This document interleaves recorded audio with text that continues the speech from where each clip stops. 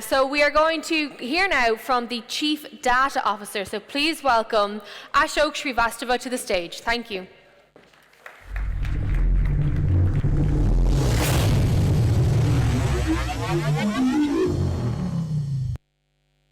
Thanks for that introduction. Today I'm going to talk to you about how artificial intelligence can help power small businesses and consumers to do better in their financial lives. If you look at what goes on in society today, what you're going to see is that actually a lot of people work in small businesses. These small businesses can be found all around the world. As I've gone through Dublin here the last day or so, I can see that the community really thrives on small businesses. Well, the question is, what does AI have to do with that small business, and what can be done in order to help those small businesses do better in their world? So I'd like to tell you a little bit about my background and about the way I think about these things. So I've worked in artificial intelligence for many years. Started off working in neural networks and then went on into machine learning, signal processing, many areas. But one thing that always struck me was a great deal of interest in using these technologies to help people make better decisions. And I'd like to tell you a bit about a story. My wife and I were visiting New Orleans a few weeks ago. She's from New Orleans, Louisiana. And we went to this place called Mother's Cafe. So this is a cafe that is in the central part of New Orleans, near the French Quarter.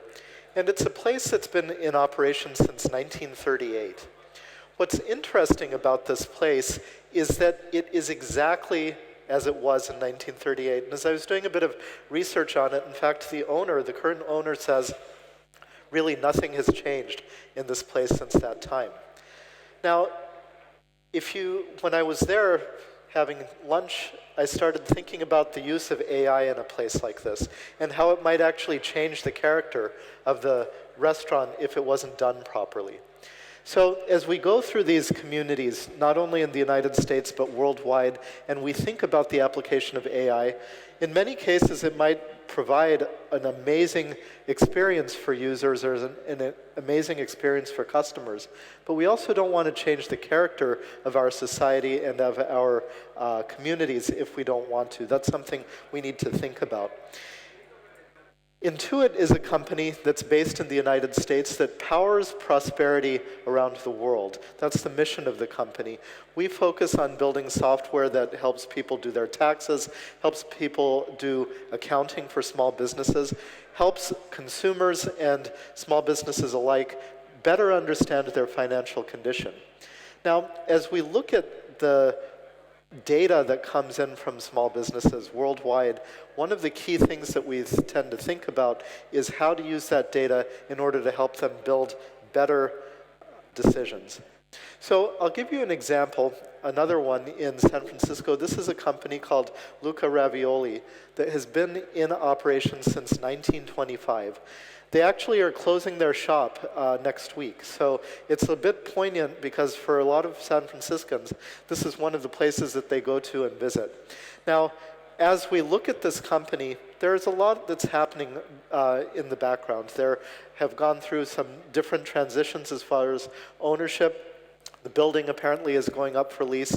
The question is, though, does AI have a role in helping companies like Mother's Cafe or Luca Ravioli or other places? And frankly, as you look at it, small businesses face tough odds. One of the things that we're starting to see is that companies that have been around for, in some cases, 100 years almost, like in the case of Luca Ravioli, are facing significant downturns. And more than half of small businesses around the world don't survive after 5 years.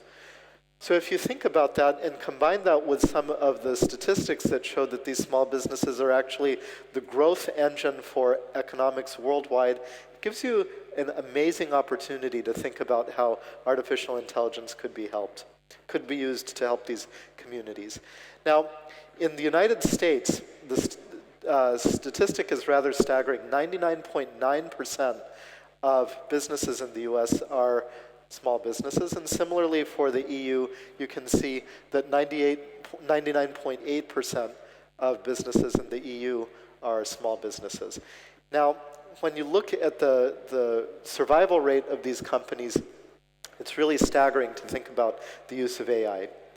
Now, some top challenges for small business owners. I've given you a list here. Lack of capital cash flow is one of the top reasons that some small businesses fail. So as a company that collects data about how small businesses are doing, we have a tremendous opportunity. 15% of the issues come from marketing and advertising. So not understanding how to optimize their marketing inventory, spending in the wrong channels, spending too late, or spending too early. This is another area where AI can play a critical role. Time management. If you're a small business owner, figuring out how to spend your time most wisely and most efficiently to gain the most customer transactions or to gain the best footing in terms of competitors is a very critical area. Recruiting and retention of customers, another area that a lot of companies face challenges in. And finally, administrative work and providing management benefits and so forth. So when you look at the constellation of issues that companies face, these areas come up, and one of the key areas that we tend to think about is the use of artificial intelligence and machine learning in order to help those types of companies. So there are a couple of beliefs about AI that I'd like to discuss in a bit of detail here. So the first, that somehow AI is going to come in and change the charm or necessarily change the old world charm of AI. The fact is that these things aren't antithetical, that AI can be brought into communities, into small businesses without changing their character. Second, that AI is somehow complicated, and that because of that complication, small businesses really won't be able to take advantage of it. That somehow these kinds of capabilities are better used by major players, by large institutions, the Fortune 500s, that AI is really for those businesses. While it's true that those businesses might be able to really take advantage of AI, the fact is that small businesses can and should take advantage of the same. And so we're thinking about how to do that. A third belief is that AI is irrelevant somehow for small businesses. And I'd like to spend a bit of time here. As a person who's actually owned a small business in the past, and also as a practitioner and researcher in AI, I think about these two areas simultaneously. And the fact is that AI can help tremendously with helping small businesses be more successful. So one of the things that we tend to think about is how small businesses can actually be disrupted by large companies and how they can actually sustain and develop resiliency against some of the techniques that other businesses are using. So if you think about it, AI can actually help level the playing field. So looking at large businesses and looking at small businesses, where do large businesses spend a lot of money? They spend it on marketing. They spend it on understanding their customers. They spend it on building more efficient pipelines for their suppliers. All of these things can be done at scale for small businesses as well. But notice what I said. At scale means something different in the case of a small business. You wouldn't necessarily only look at the data that that small business has, but if you are working with tens of millions of small businesses all at once, you can glean statistics and glean information from all of those companies in order to help that one company make better financial decisions. That's a very, very exciting direction that we're headed. And one of the things that we think about a lot is how to do this in a context where data is really, really relevant to a specific business, but needs to be generalized across a large number of businesses. That poses an interesting challenge from an AI and machine learning and analytics standpoint, because in that context, you can't just use one business's data to make predictions for it. You actually have to use aggregate information, anonymous information, in order to make those types of predictions. So I'll take you through a couple of examples. So first, funding small businesses when they need it. If you've ever operated a small business, or if you know somebody who operates a small business, you'll know that one of the most significant issues that they face is in acquiring capital in order to make investments, in order to pay their employees in some cases, and in order to run marketing campaigns. Those are just 3 examples of issues that come up. Now, what often happens in these contexts is that companies have their immediate cash flow, and they need to balance that against longer-term issues. For instance, a longer-term capital investment that they need to make. But the short-term demand needs to be paid immediately. Now, in that context, what happens is that companies can go and apply for a line of credit. Now, if you think about it, that line of credit, if it takes a couple of weeks or a couple of months to pay back or to obtain, and payroll is due this Friday, it's going to be very difficult for them to work through that. And in fact, as I've spoken with small businesses, I can see that that issue comes up again and again. So we developed a capability which we call QuickBooks Capital that actually helps small business owners get capital very, very quickly. So 60% of the customers that are using this are actually not approved for loans through other mechanisms, but through QuickBooks Capital, they're able to get their loans very quickly. And the way this happens is through the use of artificial intelligence. So a couple of things here. First, the data that they have within our systems is used for making predictions about their credit worthiness. Second, we have the ability to take that information and in close to real time make decisions, and that's where machine learning comes in to play. We also simultaneously are looking for fraudulent behavior. If we don't see that, and if we think that the company can be approved for a loan, we can give them a loan, and this is all done in a very seamless fashion. What's exciting about this is it's a classic use of AI and machine learning, but it's also a great way of helping small businesses succeed in their financial footing. Another area, helping customers understand and predict their cash flow. So as a person, again, who has run small businesses, I can tell you that one of the most daunting tasks is to know whether or not the money that's needed for a particular marketing payment or for a particular payroll payment is actually going to be available. QuickBooks Capital gives people one way of doing that, but predicting cash flow itself is another area. I'd like to spend a bit of time talking to you about how this one works. So in the light green area, you can see the daily cash flow of this company. It's coming in, they have some expenditures, it drops down, money comes in again, it drops down like that. And if the company is healthy, obviously this data or their cash flow is higher than 0 at all times. In some cases, though, if a large payment is coming in the future, that cash flow might actually drop into the negative area. This is one of the most stressful things for people who run small businesses, is knowing when that's going to happen and making those decisions so that they can avoid those types of issues.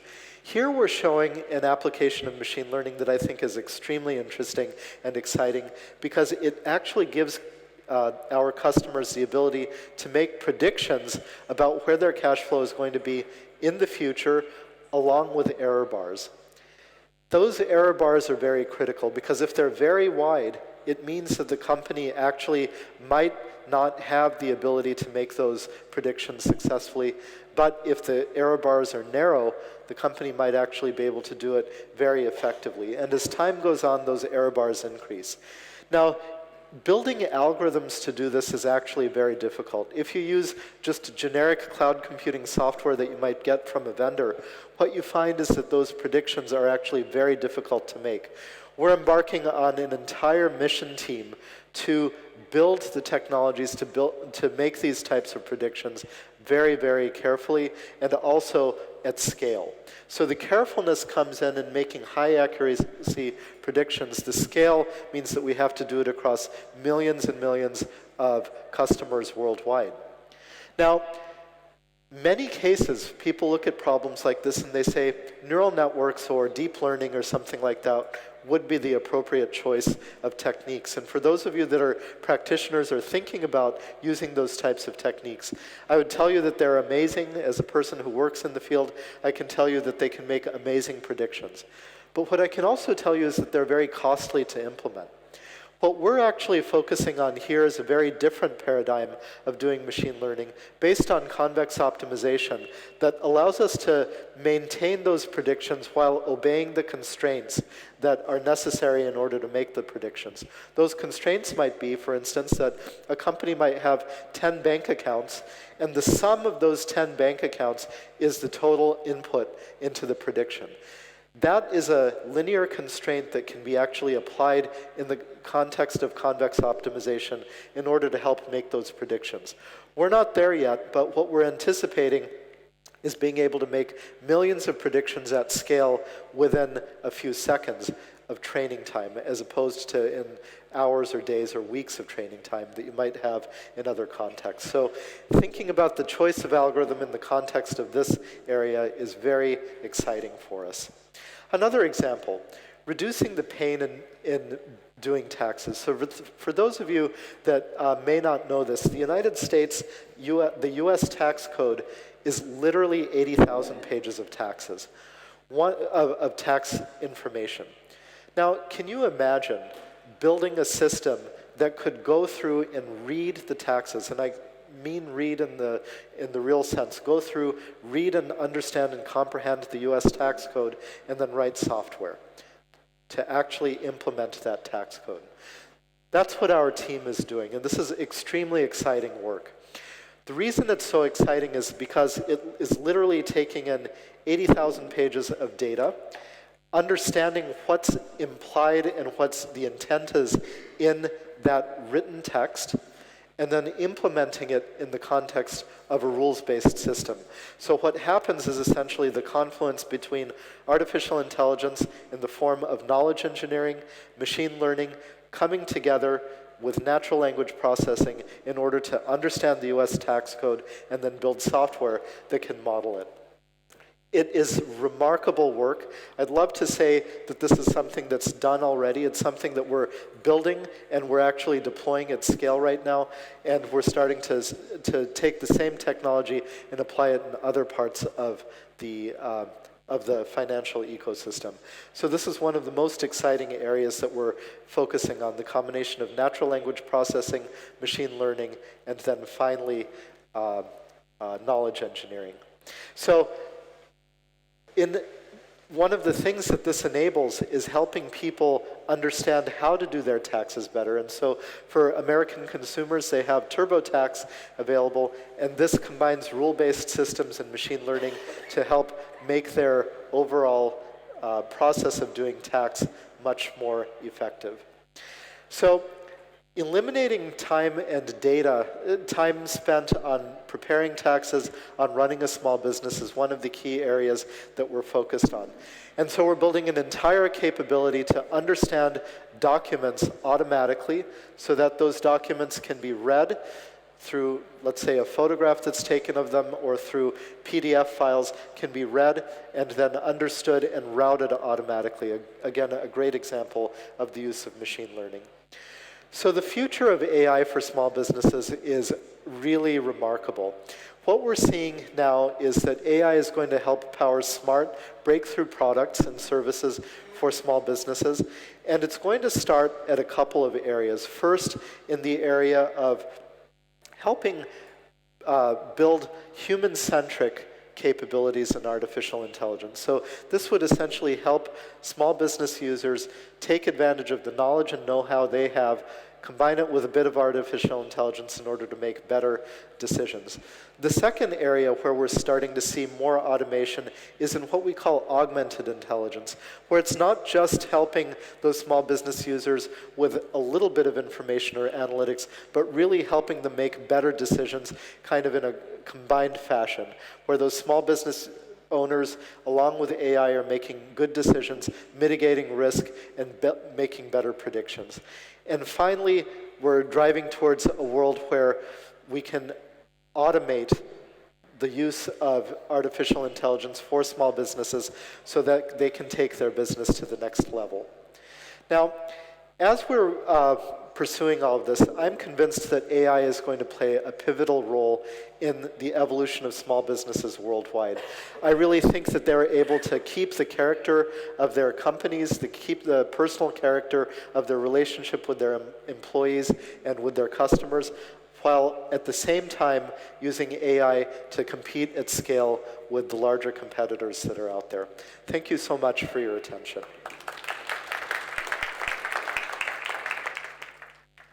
Thank you very much for your time. So we are going to stick with the theme of artificial intelligence for our next keynote presentation, which will be up in just a few minutes' time. But a very quick reminder.